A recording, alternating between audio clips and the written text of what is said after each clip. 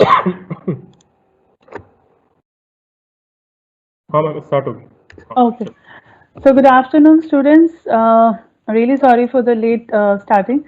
So now, last time we have started with the next unit, that is the fifth and the last unit of our syllabus.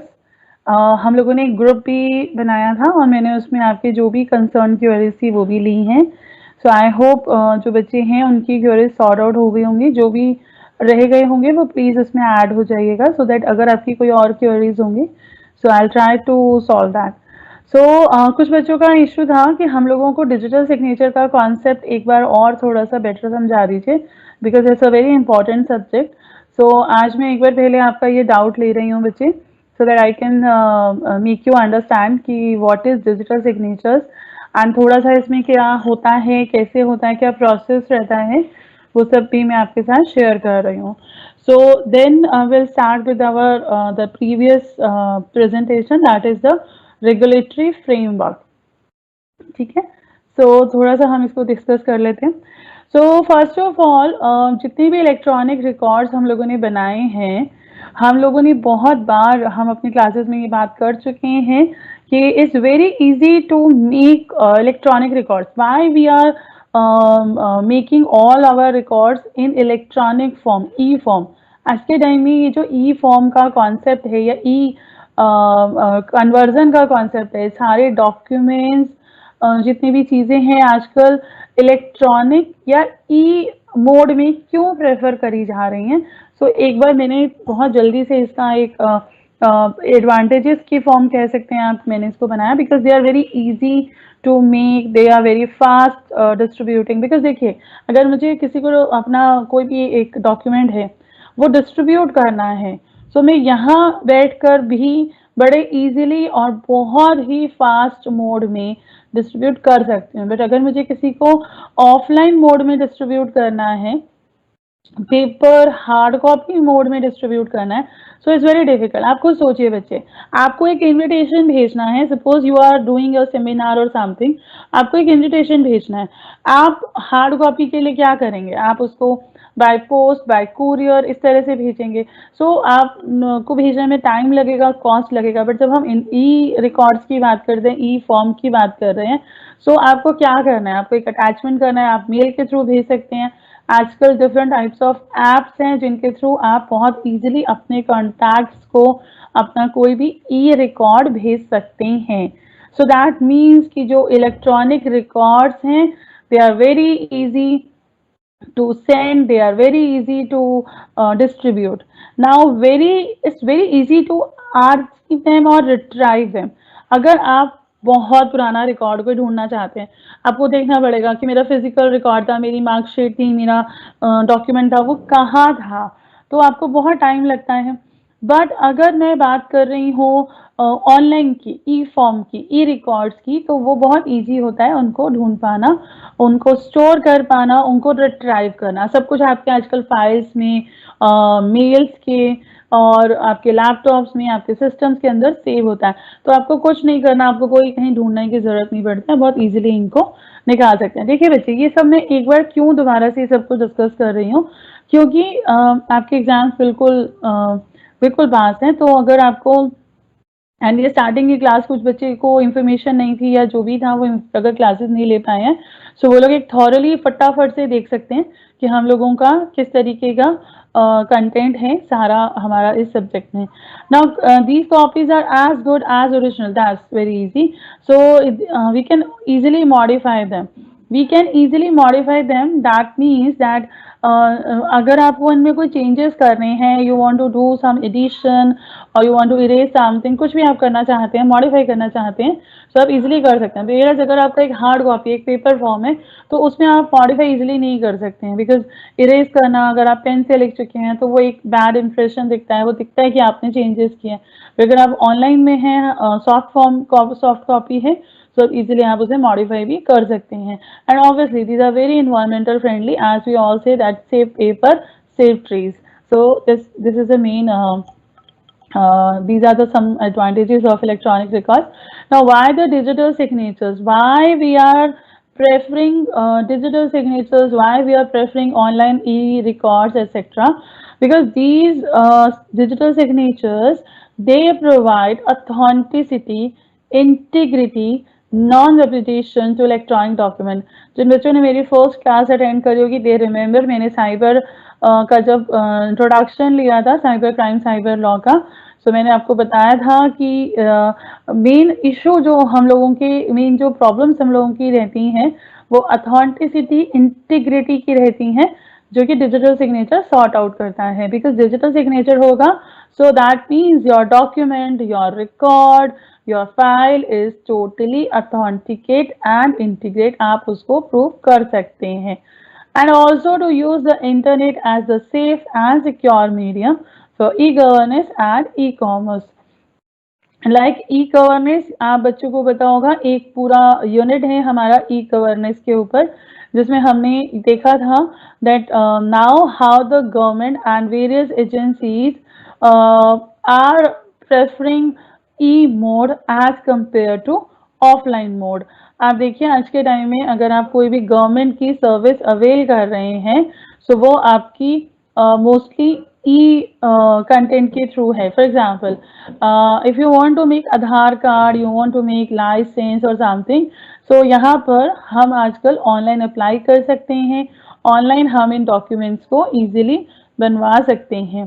So that's why I am saying that e governance and e commerce तो बहुत ही बच्चों को पता है, आपका एक subject भी होता है ई कॉमर्स का.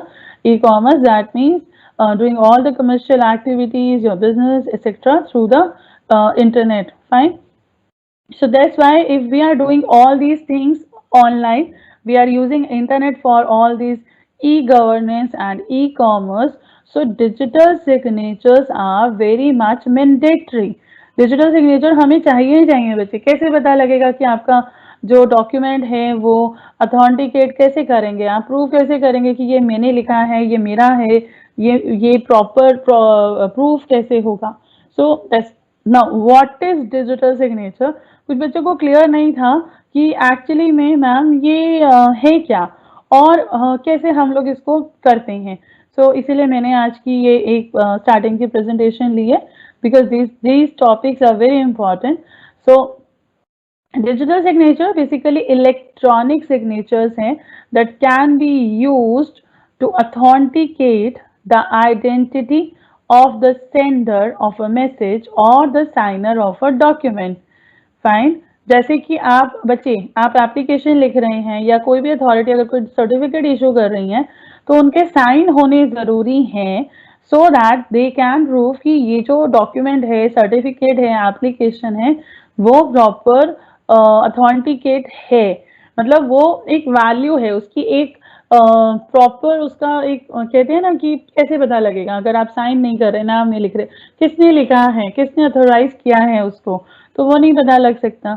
सो इसी तरीके से जब हम लोग ऑनलाइन फॉर्म में, ई फॉर्म में, इलेक्ट्रॉनिक फॉर्म में अगर कोई डॉक्यूमेंट, कोई रिकॉर्ड कुछ भी बना रहे हैं, तो कैसे पता लगेगा कि ये कितना अथेंटिकेट है, कितना ये वैलिड है. समझ रहे हैं. सो उसके लिए we need electronic signature. Fine. So a digital signature is an electronic signature. समझ आया बच्चे पहली बार. That can be use to authenticate the identity of the sender.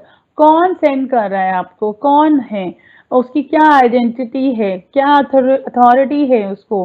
कोई डॉक्यूमेंट को साइन करने के लिए आपके पास प्रिस्क्राइब्ड अथॉरिटी का होना जरूरी है. लाइक अगर मैं एक प्रोफेसर हूँ और मुझे कोई डॉक्यूमेंट साइन करना है, तो मुझे अथॉरिटी होनी चाहिए ना कि मैं किस अथॉरिटी के अंदर उसको साइन कर सकती हूँ. आप देखते हैं नोटिस लगते हैं, आपकी वेबसाइट है सोल की, उस पर नोटिस होते हैं.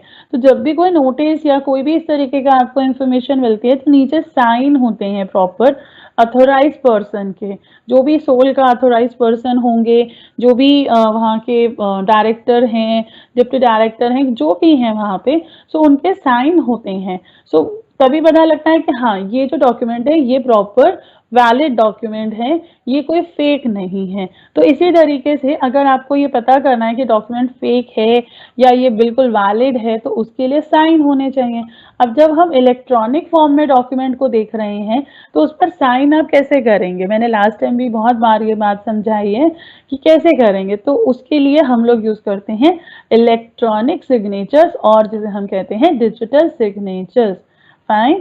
And to why this digital signature? To ensure that the original content of the message or the document has sent in is unchanged. जो भी आपने लिखा है, जो भी अथॉरिटी ने अलाउ किया है, वो as it is लिखा हुआ है, चेंज नहीं किया गया है। Fine. Now, digital signatures are easily transportable, cannot be imitated by someone else, and can be automatically time stamped. देखिए बच्चे, जब आप डिजिटल सिग्नेचर्स करते हैं तो आप उसको इजीली कहीं भी कर सकते हैं। ऐसा देखिए, आप हार्ड कॉपी पे करते हैं, आप उसको उठा के कहीं रख सकते हैं, नहीं। बट अगर आप ऑनलाइन एक सॉफ्ट कॉपी पे कर रहे हैं तो डिजिटल सिग्नेचर्स का आप यहाँ कर रहे हैं, किसी और डॉक्यूमेंट पे भी आप उसको आराम से कर सकते हैं। And can not be imitated, कोई उसकी नकल नहीं कर सकता, कोई उसको चेंज नहीं कर सकता, because there is a procedure through which you are doing this digital signatures. Fine. And the ability to ensure that the original signed message arrived means that the sender cannot easily replicate it later. Fine. The originator of a message use a signing key और की pair, बहुत बार discussion हुआ है इसके ऊपर। Signing key to sign the message and send the message and its digital signature to a recipient. So that means कि जो message original जो मैसेज को बना रहा है, जिसने वो मैसेज फ्रेम किया है, जिसकी तरफ से वो मैसेज आ रहा है, वो क्या कैसे उसको प्रूव कर रहा है, वो यूज कर रहा है एक की पेयर। दो कीज हैं, पब्लिक की एंड प्राइवेट की। सो ही और she is using private key to sign the message and send the message and its digital signature to a recipient. Fine. और उस मैसेज को साइन करा गया है और भेजा गया है टू द रिसीवर, जो भी आपका रिसीवर है, जिसको भी आप मैसेज भेजना चाह रहे हैं। Fine. And the recipient uses a verification की। देखिए बच्चे, एक तरीके का सिस्टम है, एक सेंडर एक की को यूज करके मैसेज को बना रहा है, सिक्योर कर रहा है। दूसरी तरफ अगर सामने वाले को मैसेज पढ़ना है तो वो दूसरी की यूज कर रहा है, दैट्स अ पब्लिक की, और we can say it as a verification key to verify the origin of the message, कि ये जहां से आना चाहिए था क्या वहीं से मैसेज आया है और इसमें कोई भी चेंजेस, इसको टैम्पर्ड नहीं किया गया है। मतलब आप समझ रहे हैं, ये टेक्नोलॉजी है। तो अगर मैं किसी को मैसेज भेज रही हूँ और ऑन द वे कोई और उसके उस मैसेज में चेंजेस करके भेज देता है तो कैसे पता लगेगा, नहीं पता लग सकता ना।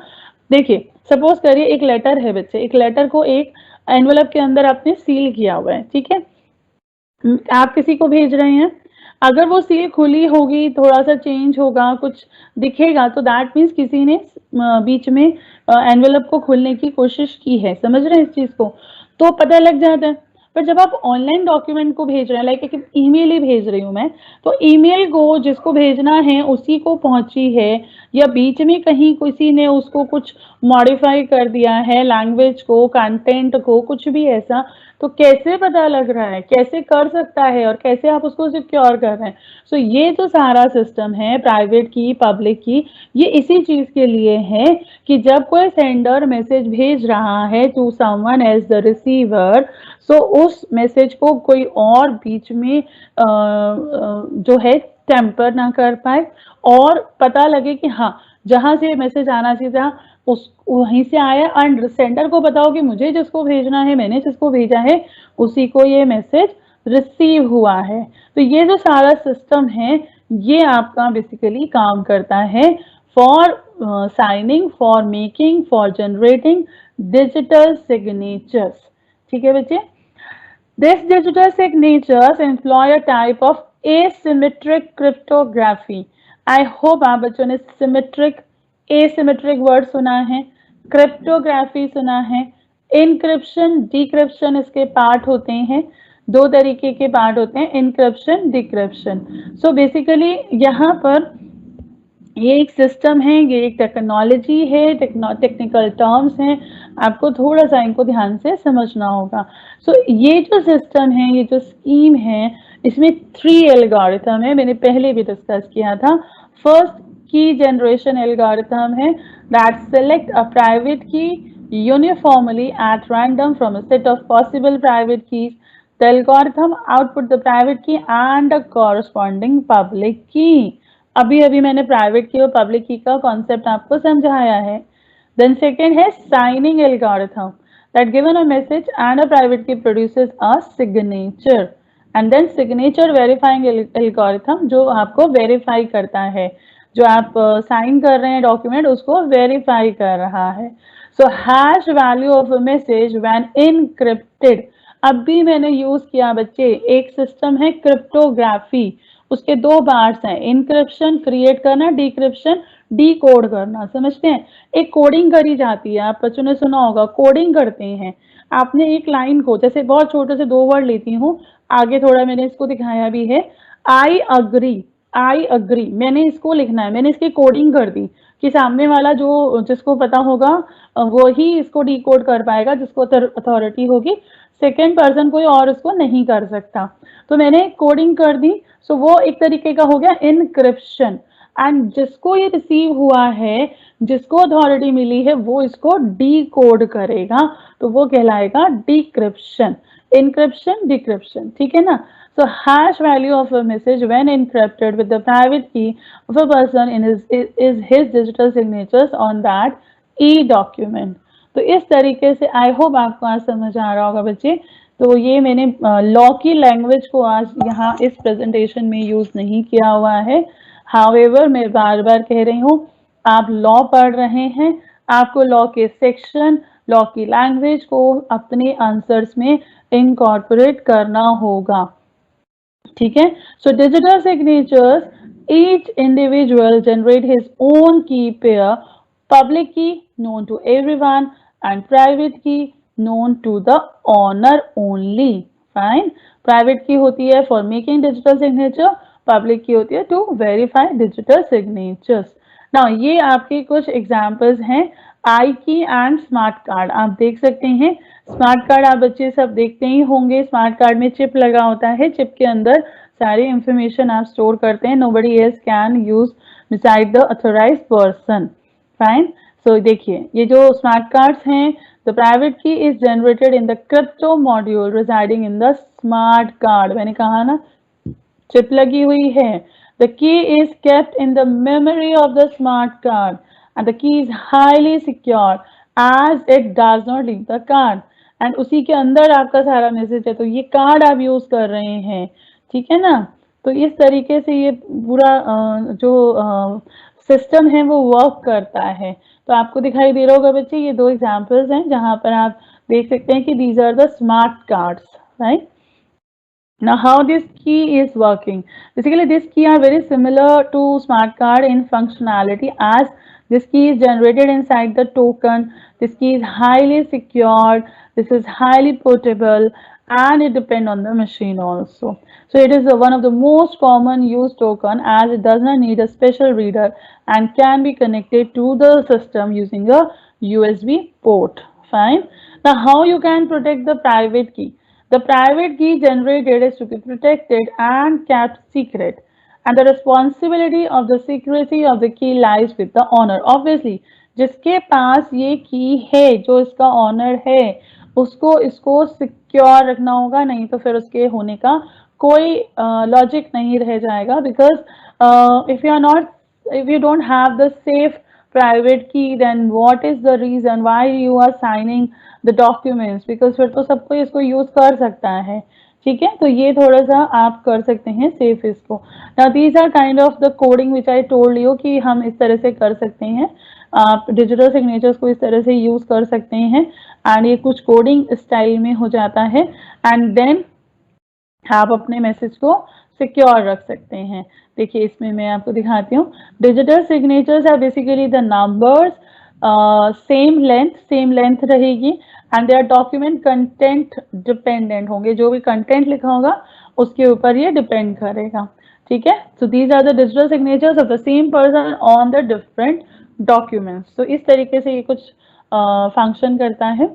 Now, what is the difference between paper signature and the digital signature? You can understand that paper signatures are not as much as secure as the digital signatures, because paper signatures को आप copy कर सकते हैं, but digital signature copy नहीं हो सकते. They are very secure with the this system KeepAir.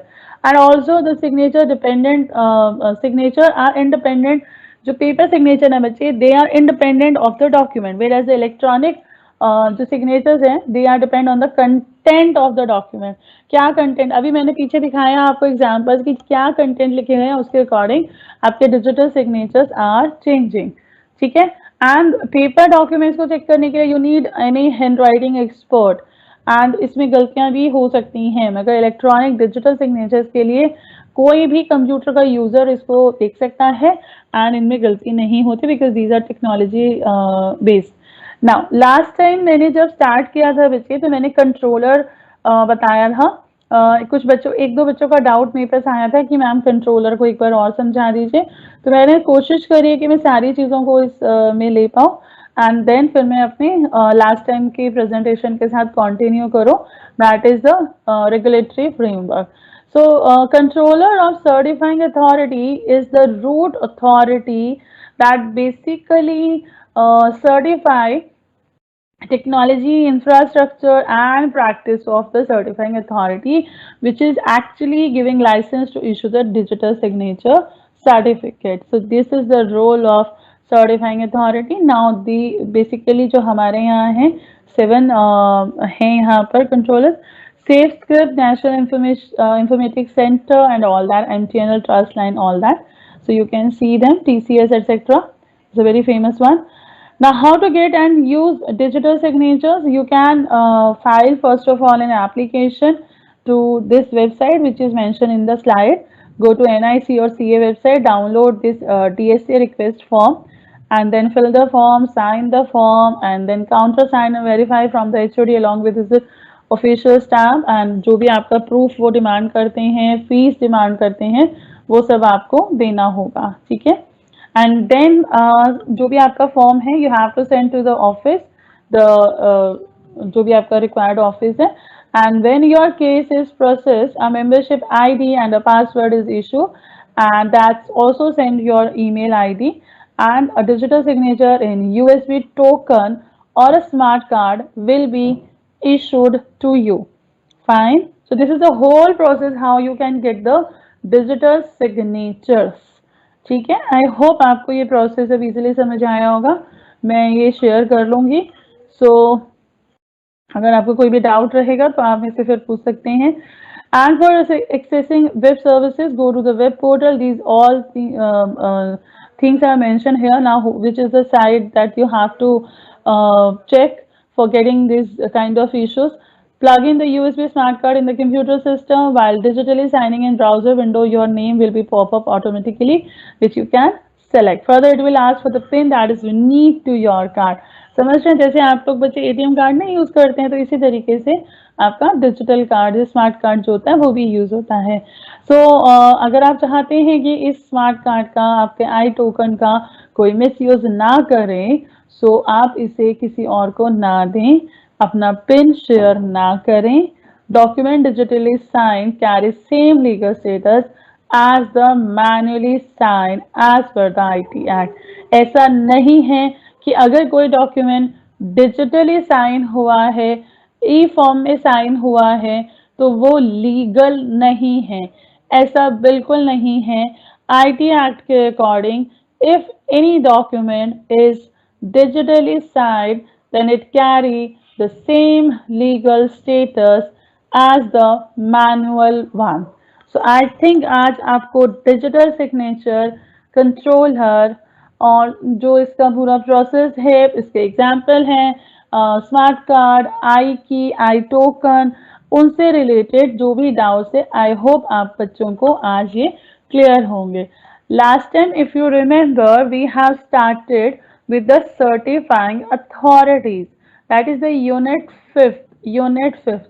देखिए कुछ बच्चे मेरे से ये भी पूछ रहे हैं कि हमें इंपॉर्टेंट क्वेश्चंस बता दीजिए। मैंने आपके साथ एक लिंक शेयर करा था लास्ट टाइम के जो क्वेश्चन पेपर था, आप उसमें देख सकते हैं बच्चे, ठीक है। सो आपको मैंने इंफॉर्मेशन अपनी तरफ से कोशिश करी है कि आप उसमें देख लीजिए, फिर भी आपको कोई डाउट हो तो आप मुझे बता सकते हैं। मैं question answer section after my lecture I will go through that also, so that if there is any doubt I'll take your doubts. Now I'm going to share another presentation. Just a minute bache, that's my last time which I have taken. That's the same presentation. Now if you remember, जिन बच्चों ने last class मेरी ली होगी, they can see here last time I have started with this controller, certifying authority. Now what are the powers, renewal कैसे होता है licence का, कैसे आपको ये सारा करना होता है, डिजिटल सिग्नेचर सर्टिफिकेट आपको कैसे मिलता है। तो ये सारा टॉपिक हमने लास्ट क्लास में डिस्कस किया था, ठीक है। अगर आप बच्चों को नहीं समझ आया हो, मैंने ये पीडीएफ के नोट्स भी शेयर करे हुए हैं, तो प्लीज आप देख लीजिए। अगर आपको लगे कि नहीं मिल रहा है तो आप एसओएल की वेबसाइट भी चेक कर सकते हैं। सेम है बच्चा, कोई अलग नहीं मिलेगा। ऐसा कुछ नहीं है कि हम कुछ अलग दे देंगे, सोल की वेबसाइट अलग दे देगी, बुक्स कुछ अलग, मटेरियल आपको ऑलमोस्ट सारा सेम ही मिलने वाला है। Just the thing is that आपको समझ कहाँ से आ रहा है और कहाँ से आप कंफर्टेबल है पढ़ पाने में। सो आप वो चीज को ध्यान रखिए, ठीक है। So these are the recognition of foreign certifying authority, मैंने डिस्कस कर लिया था। Licence to issue digital signature certificate, now मुझे स्टार्ट करना था। रिन्यूअल भी हो गया था, कंट्रोलर पावर आई थिंक हो गया था, और suspension of licence by the controller I think ये भी हम लोगों ने डिस्कस कर लिया था। नाउ नोटिस ऑफ सस्पेंशन और revocation of licence by the controller, अभी मैंने कंट्रोलर के बारे में डिस्कस किया है प्रीवियस प्रेजेंटेशन में। Now who is the controller and all that. Now, Section 26 of the IT Act provides for the notice of suspension or revocation of license by the controller. Section 26 आप बच्चों को याद होगा, last time मैंने section 17 से शुरू किया था, 17 to 19 लिया था, देन 21, 22, 23, 24, इस तरह से एक एक सेक्शन के साथ मैं डिस्कस करती जा रही थी एक एक टॉपिक। सो मैं बार बार कह रही हूँ, आप लॉ पढ़ रहे हैं, सेक्शन लिखना बहुत जरूरी होता है। प्लीज कोशिश करिए कि सेक्शन के साथ अपने आंसर को लिखिए, ठीक है। So section 26 of the IT act provides for the notice of suspension और revocation of licence by the controller, and इसके बारे में हमारे लॉ में कैसे मेंशन किया गया है, where the licence of the certifying authority is suspended or revoked, the controller shall publish notice of such suspension or revocation in the official gazette. Fine.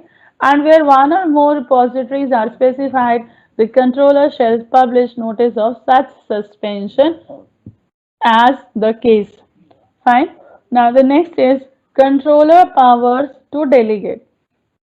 What are the powers a controller has जो वो कर सकता है, delegate कर सकता है? So the data base containing the notice of such suspension revocation, किस तरीके से आप उसको बता सकते हैं कंट्रोलर के पास क्या पावर्स हैं, क्या अथॉरिटीज हैं, किस तरह से वो उस कंटेंट को इलेक्ट्रॉनिक और अदर मीडिया जो रहता है उस पर वो बता सकता है। सो ये है power to delegate. The controller in writing, or matlab it's not compulsory, but if he want, then in writing he can authorize the deputy controller, assistant controller or any officer. Last time if you remember मैंने बताया था, there is a controller, deputy controller, assistant controller, other officer and employee, that he can delegate the power to them, fine, if he want, fine, in writing या जैसे भी। So he can delegate the deputy controller, assistant controller, any other officer to exercise any of the power of the controller under his जो भी उसकी जो permission होती है, and the controller or any person authorized by him shall have access to any computer system. देखिए अब अगर controller अपनी पावर को डेलीगेट कर रहा है, डेलीगेशन ऑफ अथॉरिटी आपने सुना है, बच्चे पढ़ा होगा, डेलीगेट कर रहा है to any deputy controller or assistant controller etc. So controller और एनी पर्सन जो भी उसके द्वारा अथोराइज किया गया है, दैट पर्टिकुलर पर्सन जिसको अथॉरिटी मिली है, जिसको डेलीगेशन हुआ है अथॉरिटी का, that particular person have access to any computer system, data or any other material that is connected with such system if he has reasonable cause to suspect. जैसा कि controller की power है कि वो अगर चाहे तो उसके पास अगर रीजन है, उसके पास अगर एक डाउट करने के लिए कि भाई no we I have such kind of point कि ये मुझे सस्पिशियस लग रहा है, तो उस केस में अगर जैसे कंट्रोलर कर सकता है चेक, कंट्रोलर उस सिस्टम की इंफॉर्मेशन को एक्सेस कर सकता है, सेम अगर कंट्रोलर ने किसी को पावर दी है तो उसके पास भी सेम पावर है that he also can check the get access the data or the computer system. Fine. So ये आपका है power to delegate.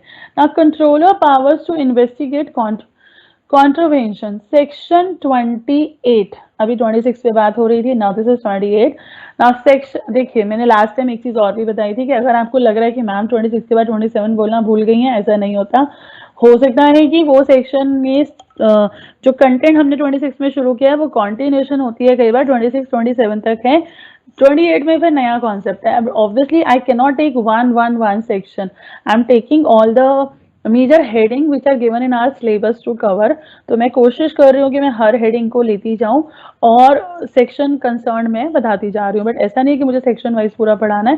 I am not teaching particularly IT and I am teaching cyber law and cyber crime, so that's why I am taking जो भी section उसमें आते जा रहे हैं वो. ठीक है, तो सेक्शन 27 बीच में होगा, ऑब्वियसली या तो डेलीगेशन के लिए रहा है या फिर आपकी जो भी नेक्स्ट टर्म्स आएंगी वहां ये यूज होगा.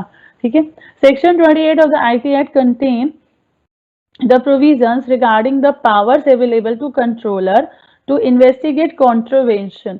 अब सेक्शन 28 में क्या गिवन है बच्चे, क्या पावर्स हैं कंट्रोलर की इन्वेस्टिगेशन, अगर वो किसी भी तरीके के क्राइम को इन्वेस्टिगेट कर रहा है, किसी भी तरीके के जो भी इशू है डिजिटल सिग्नेचर से रिलेटेड, अब ही वांट्स टू इन्वेस्टिगेट, तो उसकी क्या पावर्स हैं. पावर्स समझते हैं कितने क्या कौन सा डाटा देख सकता है, कौन से कंप्यूटर को एक्सेस कर सकता है, ये सब. The powers available to controller are similar to the powers of income tax authority. It's very important to understand कि इसकी जो पावर है कंट्रोलर की वो कैसी है. It is similar to income tax authority. I think अब आपको थोड़ा समझ आता होगा बच्चे, how you are saying that income tax authorities, आप जैसे इनकम टैक्स अथॉरिटी का समझते हैं, they have the power, they can, अगर उनको कहीं भी कोई सस्पिशियस लगता है सो दे कैन चेक, वो कुछ भी चेक कर सकते हैं, वो आपकी ऑफिस, घर, अलमीरा, मतलब you know that. Fine. So इसी तरीके से कंट्रोलर की पावर्स हैं. So power to investigate the contribution that is given in section 28 that controller और any officer that is authorised by the controller, last slide में बताया ना, तो अथॉरिटी दी गई हो, सो they can take up the investigation and if they have any suspect in their mind that यहाँ कुछ गड़बड़ है, so investigation any contravention of the provision of this act, rules and regulation made thereunder, and the controller or any officer authorized by him on this behalf shall exercise the like power which are given under income tax authority. This is the proper law definition. Fine. And it is given in the chapter 12 जो आपका IT Act, Income Tax Act जितने भी हैं उनके अंदर एक particular जगह पे ये सब लिखा हुआ है that the powers of income tax authority, the power of controller, both are similar. Fine. Now access of computers and data to controller. Section 29 of the IT Act contains the provision regarding the power of controller to access the computer and data. अगर आप किसी company, किसी individual, किसी का भी, किसी agency का data computer का एक्सेस करना चाहते हैं, सो कैसे, क्या प्रोविजंस हैं उसके regarding, if any controller wants to check the data, that is given in section 29 without prejudice to the provision of subsection 1, section 69. The controller or any person authorized by him shall has reasonable cause to suspect that any contravention of the provision of this chapter made thereunder has been committed, and they have access to any computer system, any apparatus, data or any other material connected with such system। समझ रहे हैं बच्चे? ये access जो computer का या data का है, ये सेक्शन 29 में स्पेसिफाई किया गया है that controller any person authorized by him has must have some reasonable cause। ऐसा नहीं होता कि आपको लगा और आपने जाके गलत दे, there must be some reason आपको बताना पड़ेगा, ऐसा आप किसी का भी जाके चेक नहीं कर सकते। And also for the purpose of this particular subsection, the controller and the authorized person direct any person or otherwise concerned with the operation of computer system, data apparatus or the material to provide him with such reasonable technical other assistance as he may consider necessary। अगर वो data check कर रहे हैं, इस system check कर रहे हैं, and if they need any kind of assistance, any kind of help from the person who has the authority, then they can get fine। So now the next is issue suspension and revocation of digital signature certificate. देखिए ये topic आपका important है बच्चे, आप ध्यान से इसको पढ़ के जाइएगा। Issue suspension and revocation, chapter 7 of the IT Act deal with the digital electronic signature certificate and should be noted that now, ये तो मैं आपको बहुत बार डिस्कस कर चुकी हूँ कि ये वर्ड अब सब्स्टिट्यूट किया जा चुका है, फाइन। एंड ये बेसिकली जो चैप्टर है, देखिए बच्चे, section 35 to section 39 is actually containing the provision which actually discussing, which actually specify you how to issue, how to suspend, how to revoke the digital signature certificate। So now certifying authorities to issue digital signature certificate, section 35 में ये procedure दिया गया है, how to issue, in which mode and what are the requirements to issue the digital signature certificate। section are very important, please आप बच्चे ध्यान रखिए, जब भी आप पेपर लिखें सेक्शन को कोशिश करिए जरूर मेंशन करिए सही सेक्शन को। Now it provides that an application for such certificate shall be made in the prescribed form and that must be accompanied by a fee that not exceeding 25,000 rupee। and the fee जो है वो आपका central government करती है, जो different type के documents की requirement है वो भी सेंट्रल गवर्नमेंट आपको यहाँ पर बताती है। and this section also provide that no digital signature certificate shall be granted unless certifying authorities जो रहेंगी बच्चे यहाँ पर, वो आपको प्रिस्क्राइब करती हैं that the applicant hold the private key corresponding to the public key to be listed in the digital signature certificate। Certifying authority की ये रिक्वायरमेंट है, ये है कि आपको डिजिटल सिग्नेचर सर्टिफिकेट इशू नहीं किया जाएगा जब तक आप ये कंडीशंस को सेटिस्फाई नहीं कर देते हैं, ठीक है। सो ये आपकी कुछ टर्म्स हैं, कुछ कंडीशंस हैं जिन्हें आपको पहले सेटिस्फाई करना होगा, then only you can get the certificate for digital signature. First of all जो एप्लीकेंट है, he must have the private key that is corresponding to the public key, fine. and also the applicant must hold a private key which is capable of creating a digital signature। सिर्फ ऐसा नहीं है कि आपके पास की है तो आपने बोला कि हाँ मेरे पास तो की है, पब्लिक की के साथ में लिस्टेड है तो मेरे को इशू कर दीजिए। आपकी की ऐसी होनी चाहिए that is capable of creating digital signature, capability होनी चाहिए तभी तो आप ले ही पाएंगे ना बच्चे। एंड द पब्लिक की जो है that can be used to verify the digital signature that is affixed by the private key. तो ये चीजें आपको बहुत ध्यान देना होगा। एंड ये कुछ और इन्होंने आगे मेंशन किया हुआ है that however no application shall be rejected unless the applicant has given a reasonable opportunity of being heard। आपको पता ही है हम किसी को भी अगर रिजेक्ट कर रहे हैं तो आपको उसकी जो रीजंस हैं वो आपको सुनने की देना होगा कि वो अपने रीजन बता सके। अगर कोई भी कमी है एप्लीकेशन में, किसी भी तरीके का आपको लग रहा है कि एप्लीकेशन एक्सेप्ट नहीं हो सकती है, तो what is the reason of rejection, and you also have to give the other party the chance to be, कि वो अपने पॉइंट ऑफ व्यू भी बता सके कि उनकी तरफ से कैसे प्रॉब्लम आई है, ठीक है। सो ये सारी आपकी कुछ रिक्वायरमेंट्स हैं। आई थिंक आप बच्चे इनको जो आपके साथ मैंने शेयर की हुई हैं फाइल्स उसमें देख सकते हैं। सर अभी मैंने आपके साथ एक प्रोसेस भी पीछे डिस्कस किया था कि आपको एप्लीकेशन लगानी है। ये जो पूरा प्रोसेस है बच्चे ये आपका लॉ में एज इट इज गिवन है। मैंने इस पूरे प्रोसेस को 1 लाइन की फॉर्म में दूसरे प्रेजेंटेशन में शेयर किया। जो मैंने आज जब मैंने लेक्चर स्टार्ट किया था उस टाइम जो मैंने प्रेजेंटेशन ली थी उसमें मैंने वो पूरा स्टेप बताया था। हाउएवर आप कोशिश करिए कि आप जितना अच्छे से इसको प्रेजेंट कर पाए उतना आपके लिए बेटर होगा। Representations upon issuance of digital signature certificate. Now, Section 36 of the IT Act require that while issuing a digital signature certificate, the certifying authority should clarify that it has complied with the provision of the Act. Section 35 हमने discuss किया कि application कैसे लगाने। Section 36 आपको बता रहा है कि while issuing a digital signature certificate, the certifying authority should certify that it has compile all the provision of the act. जो भी रूल्स हैं, रेगुलेशंस हैं, रिक्वायरमेंट्स हैं वो पूरी हुई हैं, पूरी फुलफिल की गई हैं before giving this certificate, fine.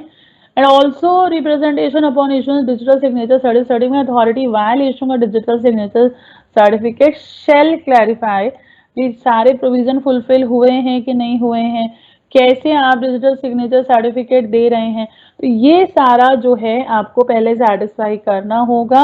Then only you can give the digital signature certificate, ठीक है। Now subscriber public key, private key constitute of functioning key pair information जो है वो एक्यूरेट है, ट्रू है, फॉल्स नहीं होना चाहिए। जो भी इंफॉर्मेशन आप एप्लीकेंट अपने बारे में फिल कर रहा है at the time of applying for the digital signature certificate, and also it has no knowledge of any material fact which if it had been included in the digital signature certificate would adversely affect the reliability of the representation, ठीक है। ऐसा कोई भी important बात, कोई भी material fact के बारे में नॉलेज ना होना भी आपके लिए प्रॉब्लम क्रिएट कर सकता है। नाउ नेक्स्ट है आपका suspension of digital signature certificate. कब आप डिजिटल सिग्नेचर सर्टिफिकेट को सस्पेंड कर सकते हैं, कब कंट्रोलर के पास ये पावर आती है कि वो किसी के सर्टिफिकेट को सस्पेंड कर सकता है। सेक्शन 37 में इसको मेंशन किया गया है that Section 37 of the IT Act contain all the provision and these are given below. The certifying authority may suspend such certificate अगर उन्हें लगे कि ऐसा करना ज़रूरी है पब्लिक के लिए, तो पब्लिक की भलाई के लिए, सो सर्टिफाइंग अथॉरिटी इस सर्टिफिकेट को सस्पेंड कर सकती है। And also such certificate shall not be suspended for a period exceeding 15 days unless the subscriber has been given an opportunity of being heard। अभी मैंने आपको बताया था कि अगर आप किसी के साथ कर रहे हैं तो आपको एटलीस्ट उसको सुनने का एक मौका देना होगा।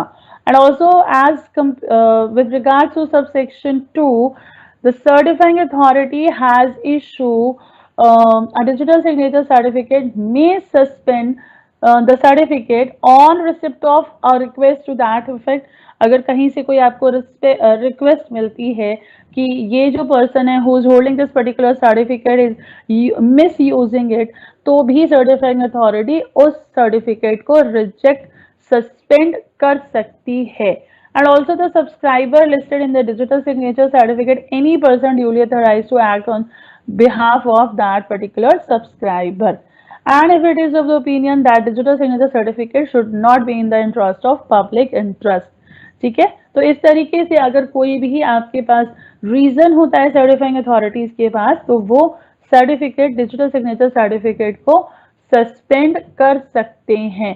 बट 15 दिन से ज्यादा के लिए आप सस्पेंड नहीं कर पाएंगे अनटिल एंड अनलेस अगर आप उनको सुनवाई का एक मौका नहीं दे रहे हैं, फाइन।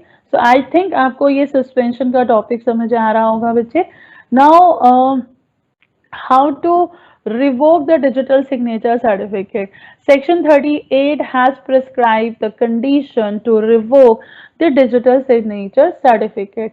Suspend करना और revoke में आप difference समझ रहे होंगे बच्चे। So revocation is under certain circumstances and those circumstances are mentioned under section 38, ठीक है। इसमें भी आपको सुनवाई का मौका एटलीस्ट देना होगा, ऐसा नहीं कि आप मन आया सर्टिफिकेट अथॉरिटी का और किसी का भी रिवोक कर लिया, ऐसा नहीं है. Valid reasons must be there and also you have to give the chance the other party so that they can represent their point of view also. Fine. So section 38 revocation of digital signature certificate बता रहा है बच्चे that where the subscriber any person authorized to request करना कि भैया आप मेरा reject कर दीजिए, सब्सक्राइबर की डेथ हो जाए, डिसोल्यूशन हो जाए जिस फर्म को आपने इशू किया हुआ है, फर्म बंद हो जाती है, सब्सक्राइबर के साथ कुछ भी हो जाता है, तो उस केस में आप को अगर रिक्वेस्ट मिलती है through the subscriber by the subscriber और any person authorise by the subscriber कि आप रिवोक कर लीजिए, तो आप रिवोक कर सकते हैं. एंड ऑल्सो रिवोक कर सकती है सर्टिफाइंग अथॉरिटी अगर कोई इंपॉर्टेंट फैक्ट जो आपने सर्टिफिकेट लेते टाइम प्रेजेंट किया हो जो कि पूरे तरीके से फॉल्स हो, या फिर जो भी रिक्वायरमेंट थी अगर वो रिक्वायरमेंट आप फुलफिल नहीं कर रहे हैं. जैसे अभी आपको देखा होगा मैंने आपको रिक्वायरमेंट्स बताई थी बच्चे कि these are certain requirement like for example public key private key होनी चाहिए, पब्लिक की के साथ कॉरस्पॉन्डिंग होनी चाहिए, प्राइवेट की कैपेबल होनी चाहिए डिजिटल सिग्नेचर्स के लिए. सो अगर उनमें से कोई भी रिक्वायरमेंट फुलफिल नहीं हो पा रही है तो भी आपका जो लाइसेंस सॉरी आपका जो सर्टिफिकेट है वो रिवोक कर लिया जाएगा. Fine. And the certifying authority private key or security system was compromised in a manner that is affecting the digital signature certificate reliability.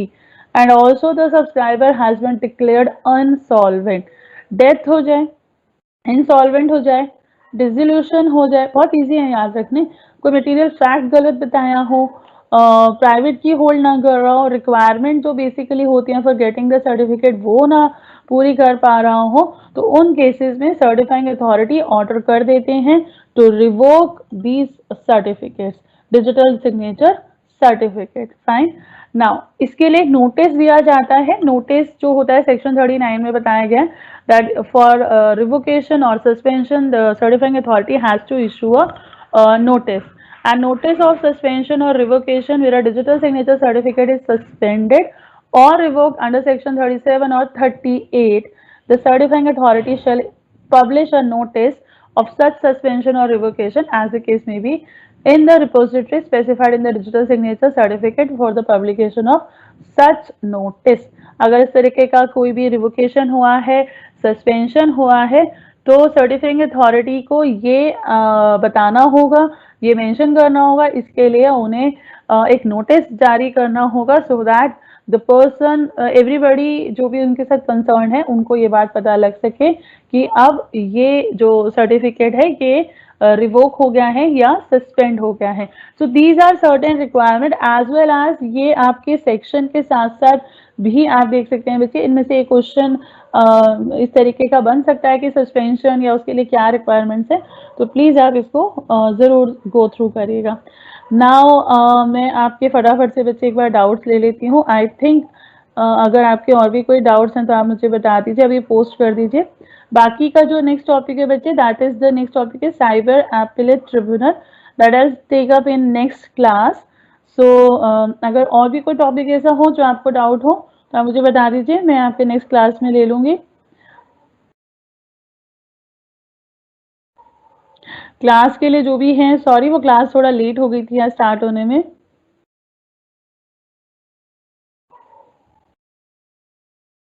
Okay fine, I try to revise. मैं करा रही हूँ हालांकि साथ साथ, बट आई ट्राई. देखिए जिन बच्चों ने लेट ज्वाइन किया है मैं बार बार उनको सिलेबस शेयर कर रही हूँ और सारी इंफॉर्मेशन ले रही हूँ.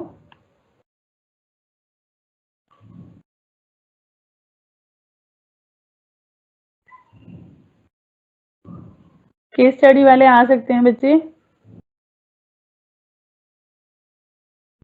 सारे सेक्शन याद करने जरूरी नहीं है बट एटलीस्ट आप कुछ तो याद रख ही सकते हैं, और सीरियल वाइज हैं ये तो सारे. थोड़े मार्क्स रिजेक्ट होते नहीं, ऐसा नहीं है, बट ट्राई करिए अगर लिख पाए तो. रिवोक मीन्स यस, हाँ कैंसिल बच्चे. क्वेश्चन पेपर का link okay fine I will give you.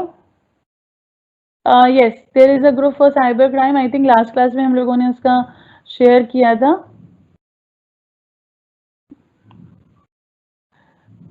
मैंने लास्ट टाइम उसके लिंक किया था. प्लीज अगर किसी के पास अभी लिंक है तो वो कर दीजिए। क्वेश्चन पेपर डिस्कस, ठीक है मैं कर लूंगी बच्चे, मैं क्वेश्चन पेपर डिस्कस कर लूंगी, जो भी आपके लास्ट टाइम के क्वेश्चन पेपर होंगे मैं डिस्कस कर लूंगी।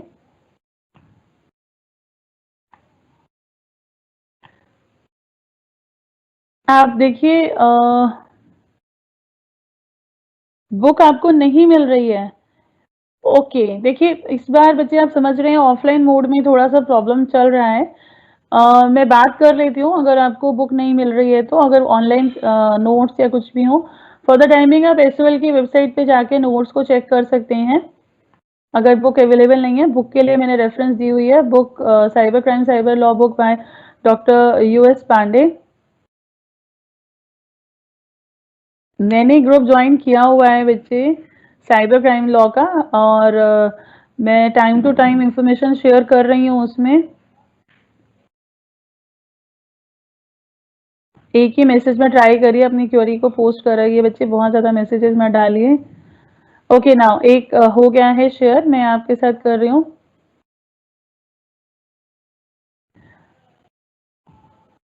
एक ग्रुप है, आई डोंट नो बच्चे कौन से ग्रुप में आप हैं, एक ही ग्रुप है साइबर क्राइम साइबर लॉ का, मैं उसमें हूँ, मैं एडमिन हूँ, मैंने ही उसकी सेटिंग्स रखी हुई हैं।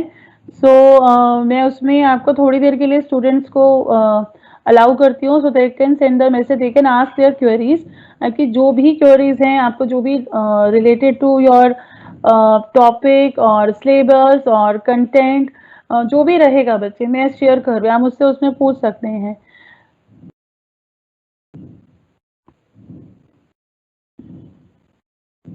मैंने शेयर कर दिया है ग्रुप की इंफॉर्मेशन, आई होप बच्चों को मिल गया होगा। प्लीज आप देख लीजिए और आप अकॉर्डिंगली अपना बच्चे इसमें ज्वाइन कर सकते हैं। और कोई क्वेरी हो तो प्लीज पोस्ट करिए बच्चे, बताइए अगर if you have any doubt. I hope आज आपको डिजिटल सिग्नेचर का कॉन्सेप्ट बहुत अच्छे से क्लियर होगा। Also regulatory framework, certifying authorities का जितना भी रोल होता है in issuing the certificate, in revoke, suspension, and how to give the power to subscriber, और कौन सी कंडीशन में वो रिवोक कर सकते हैं। थैंक यू सो मच बच्चे, थैंक यू सो मच, जो बच्चे भी मुझे अप्रिसिएशन दे रहे हैं, thank you so much for them. It's really being very encouraging for the teachers also, कि अगर बच्चे एनकरेज करते हैं तो हम लोगों के लिए सबसे बड़ा रिवॉर्ड वही रहता है जब बच्चों को समझ आता है और बच्चे एनकरेज करते हैं कि ये they like us. So thank you so much all the students. आपकी कोई भी क्वेरीज हैं तो आप प्लीज अपने इस ग्रुप में पोस्ट कर सकते हैं। So thank you so much for today's session. Thank you so much, बच्चे।